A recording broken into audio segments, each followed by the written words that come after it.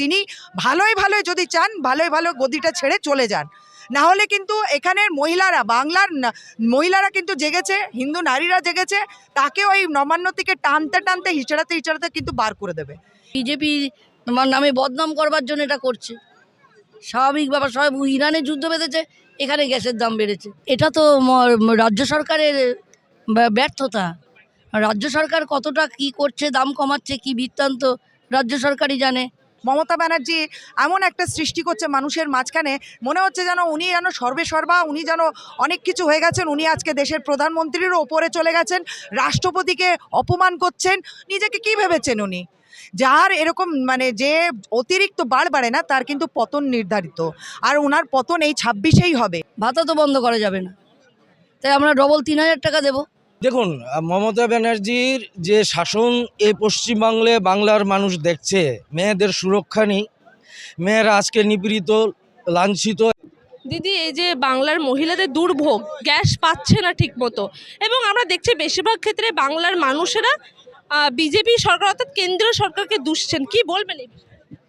দেখুন, প্রথমত আমি বলতে চাই যে এখন এই মানে দেশটা আমরা দেখতে পাচ্ছি যে বাইরের যে দেশগুলোতে রয়েছে যুদ্ধ চলছে, আর যুদ্ধকালীন অবস্থাতে কি হয়, দাম বাড়বে, এটা তো খুব স্বাভাবিক ব্যাপার।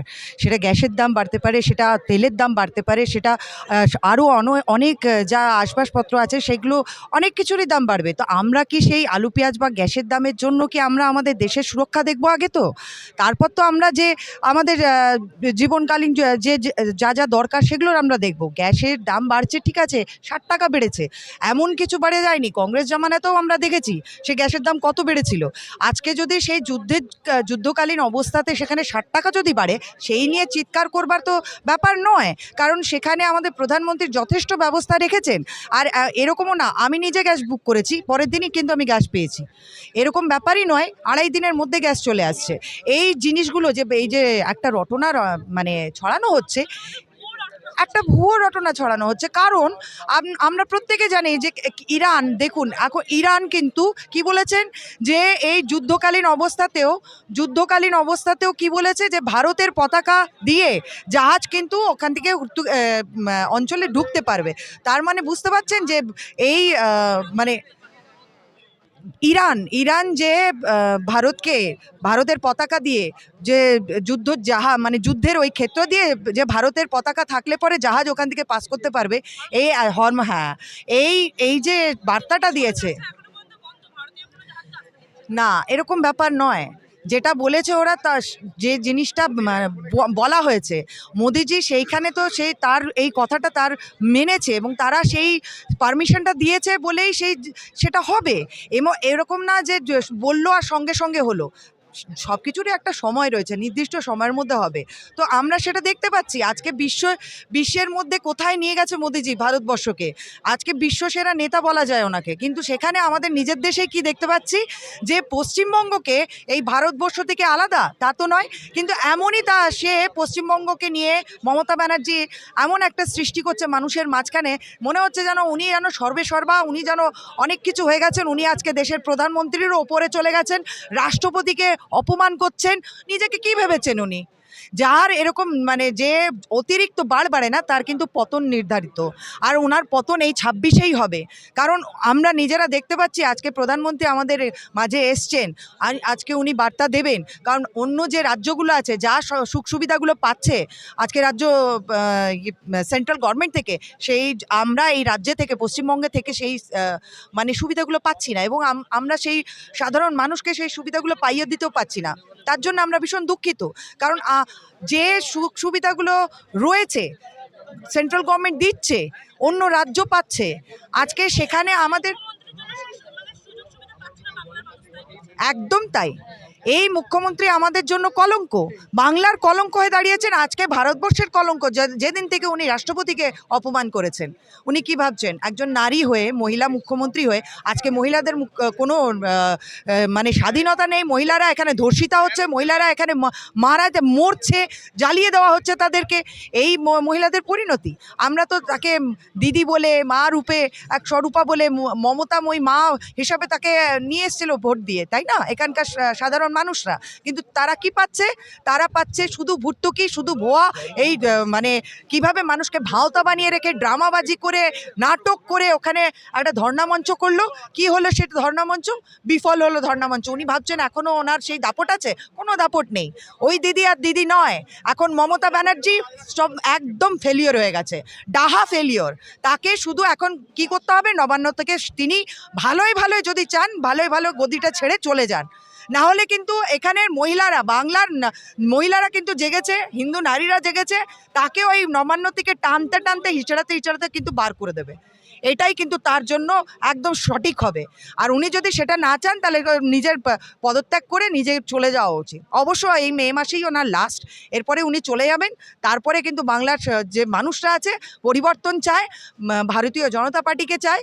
ভারতীয় জনতা পার্টি এসে সুশাসন এবং সোনার বাংলা গড়ে তুলবার পুরো প্রচেষ্টা করবে। দিদি, এই যে এলপিজি গ্যাসের দাম বাড়ছে এবং রাজ্যে আসেন প্রধানমন্ত্রী, কি বলবেন? আর নিশ্চয় রান্না করেন গ্যাসে, ঠিক কতটা দুর্ভোগ পোহাতে হচ্ছে বলে মনে করছেন? গ্যাসে কোনো দুর্ভোগ নেই, যতই দাম বাড়ুক আমাদের, হ্যাঁ, তত আমরা কিন্তু বিজেপিকেই ভোটটা দেব। আর এটা তো রাজ্য সরকারের ব্যর্থতা। রাজ্য সরকার কতটা কি করছে, দাম কমাচ্ছে, কি বৃত্তান্ত রাজ্য সরকারই জানে। এই যে অটোর ভাড়া বেড়েছে সেই বিষয়ে কি বলবেন? অটোর ভাড়া বাড়াচ্ছে, এখন তো এটা সময়, মানে বিজেপি যুদ্ধের সময় একটু বাড়ার, বিজেপি নামে বদনাম করবার জন্য এটা করছে। স্বাভাবিক ব্যাপার, সবাই ইরানে যুদ্ধ বেঁধেছে, এখানে গ্যাসের দাম বেড়েছে, সেটা ওরা এখন এইসব বলছে উল্টো পাল্টা। কিন্তু প্রধানমন্ত্রী তো বারবার জানাচ্ছিলেন যে আমাদের কাছে গ্যাস মজুদ আছে, এবং বিদেশ মন্ত্রীও জানাচ্ছেন গ্যাস বলবেন। গ্যাস পাওয়া যাচ্ছে না এটা বলবো না, কারণ 2.5 দিনের মধ্যে বুকিং করলে পাওয়া যাবে। কিন্তু জানাচ্ছেন যে শহরের জন্য 25 দিন এবং গ্রাম অঞ্চলের জন্য 45 দিন আগে বুকিং করতে হবে। কিন্তু আমি তো পেলাম এগুলো ভুয়ো রটানো হচ্ছে। ভুয়ো রটানো হচ্ছে, আমরা তো পেলাম। বিজেপি আসবে, অবশ্যই আসবে। কি মনে করছেন? এই যে সরকার আছে সেই সরকার কি কারণে চান না আপনারা? আমরা ওরে বাপ রে বাপ, এই সরকার দুর্নীতি যা করছে চারিদিকে, মানে শেষ নেই। আর কত বলবো? চুরি, চাকরি চুরি, শিক্ষা চুরি, সমস্ত ক্ষেত্রে সব কিছুতে। তারপর সন্ত্রাস, যেই বিজেপি করবে তাকেই মারবে, ভয় দেখিয়ে জোর করে ভোট আদায় করা যায় না। তাই এই সরকারকে অবশ্য মানে ইমিডিয়েট বর্জন করছি আমরা। যদি আপনারা যেটা বিরোধিতা বারবার করে যে যুবকদের চাকরি দিচ্ছে না, আবার এই সরকার দিচ্ছে ভাতা, তো কি বলবেন? এই বিজেপি আসলে সরকার পাবে, এই সরকার থেকে চাকরি পাবে যুবকরা? আশা করছি পাবে, কারণ শিল্প হলেই চাকরি হবে, সেগুলো তো কিছু করছে না। আর এখানে তো কিছু হয়নি, ভাতায় চলছে। তা ভাতা দিচ্ছে যখন, ভাতা তো আর বন্ধ হবে না। আমরা নিশ্চয়ই দেবো, ওটা ডবল হবে। কি করব? ভাতা বন্ধ করা যায়? ভাতা তো বন্ধ করা যাবে না, তাই আমরা ডবল 3000 টাকা দেবো। দাদা, কি বলবেন এই গ্যাস নিয়ে? বাংলার মানুষের এরকম দুর্ভোগ অবস্থা এবং গ্যাসের দাম 60 টাকা পর্যন্ত বেড়েছে, কি বলবেন? দেখুন, বিষয়টা হচ্ছে কি, আপনারা দেখতে পাচ্ছেন যে ইসরায়েল এবং ইরানের মধ্যে যে যুদ্ধকর পরিস্থিতি তৈরি হয়েছে, ঠিক আছে, সেই কারণেই আজকের দিনে একটু গ্যাসের দাম বৃদ্ধি পেয়েছে, ঠিক আছে। এর বাইরে কোনো কারণ নেই। গ্যাসের দাম বৃদ্ধি পাওয়ার একটাই কারণ, এই যে বিশ্বে যে একটা যুদ্ধের আবহাওয়া তৈরি হয়েছে, সেটাই মেইন কারণ যে হওয়ার জন্য। কিন্তু প্রধানমন্ত্রী এবং বিদেশমন্ত্রী বারবার জানিয়েছে গ্যাসের কোনো কমতি নেই, তাহলে তো বাংলার মানুষ আগে থেকে সেই ব্যবস্থা নিতে পারেনি, তো তাহলে কি বলবেন?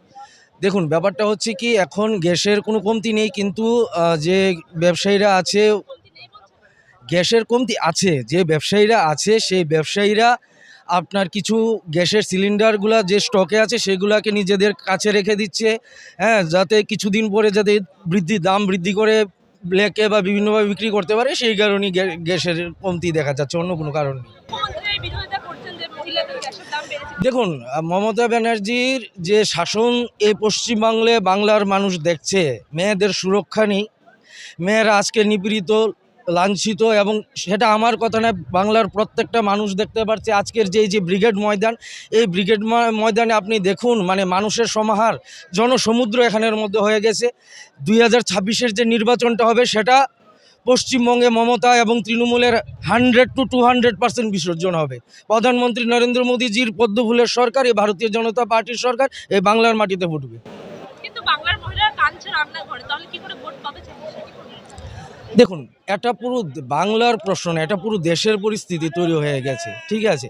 কিছুদিন সময় দিন, এটা তো আর মোদিজির হাতে না যে।